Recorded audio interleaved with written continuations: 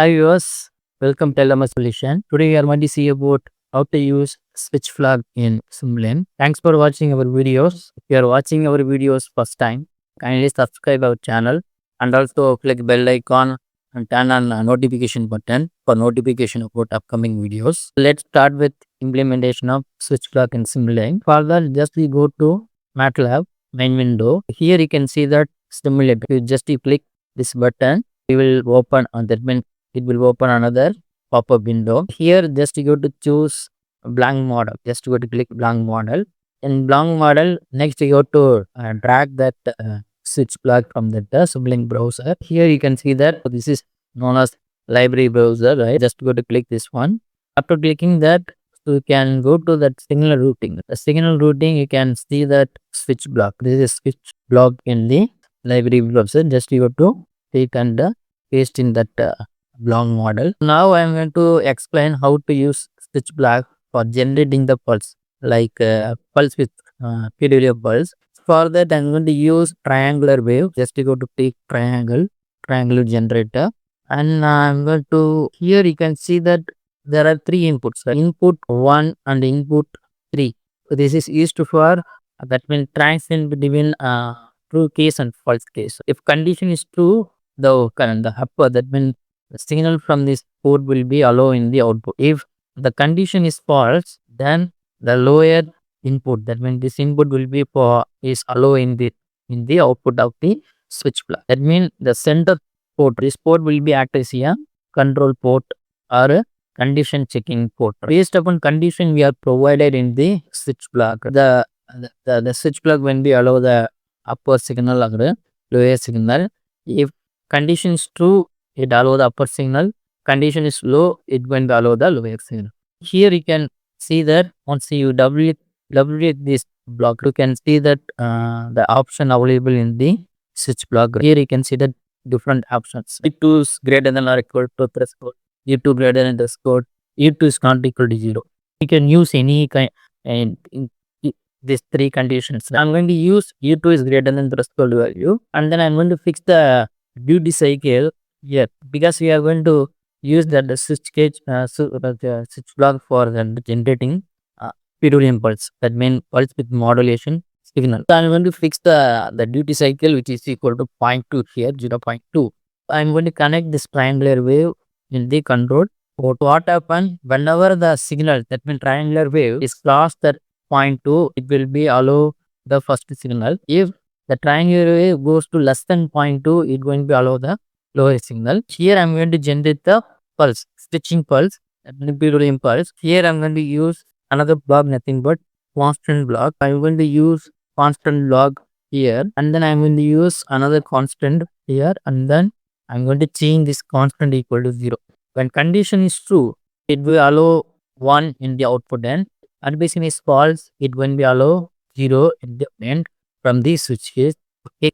Here condition is we are given here is if the triangle wave is greater than 0.2, it will be allow 1. If the triangle value is less than 0.2, it allow 0 at the output. Next I'm going to use scope window. So and then I'm going to take mux in order to compare the input, the triangular wave, and then output. So and also I'm going to compare with that condition constant. I'm going to use 3 inputs. Here condition is 0.2. So I'm going to use another block here, and then I'm going to take connect that block to that input put of the mux. Here I'm going to fix that condition value. Right? The first one is the triangular input. The second one is output of the switch block, and third one is output another main condition we are using here in the control statement.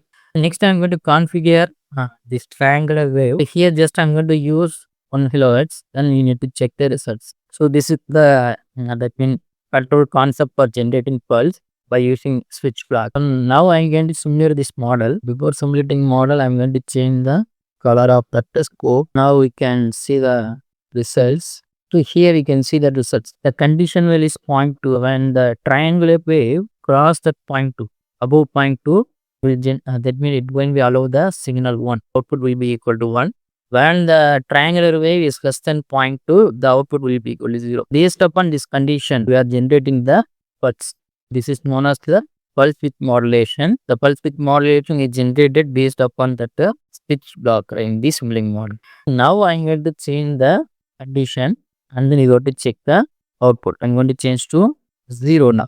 Right? I'm going to change to 0. First, I'm going to change the condition value equal to 0 and then I'm going to simulate this block. Now you can see that when the signal is greater than 0, the output will be equal to 1. When signal is, that means triangular wave amplitude is less than 0, the output will be equal to 0.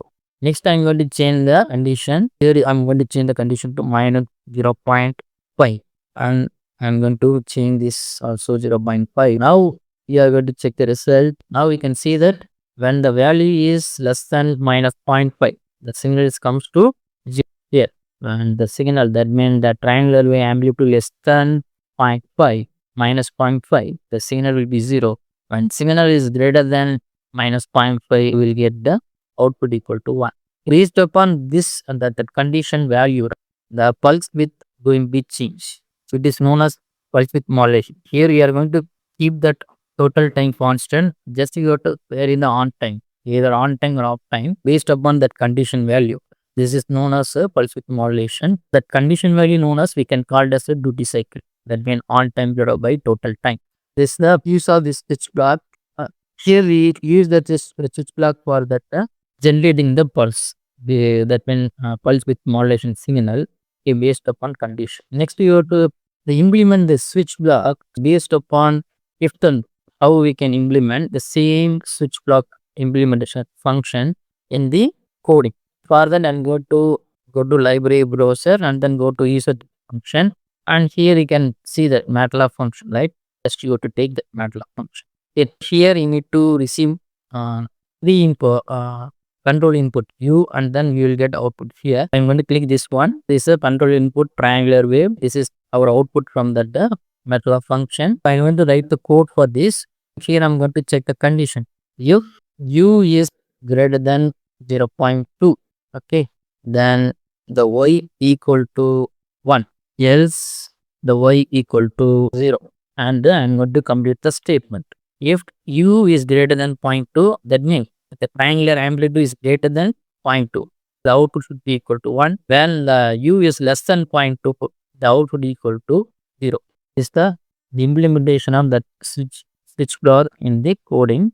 Let's check the results. I'm going to take this one directly and then I'm going to copy this one.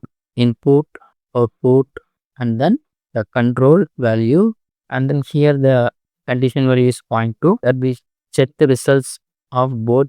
Here I'm going to mention this is Simulink block result, and here I'm going to mention coding result. Let me check that both result, whether both are having same kind of result or not. I'm going to simulate this. Yeah. Here you can see that some problem in that coding. It's not problem in the coding. We are getting the result. It's not accurately correct. It is having some delay time. We need to check that one. For that, I'm going to MATLAB configuration parameter and go to click additional parameter. Here I'm going to take that when change the step size equal to 1 e power minus 5, and then you need to check the results, both results. Now we can see that both having same kind of results, both having same kind of, sorry, so we need to change here, which is equal to 0.2, 0.2, 0.2, here also 0.2.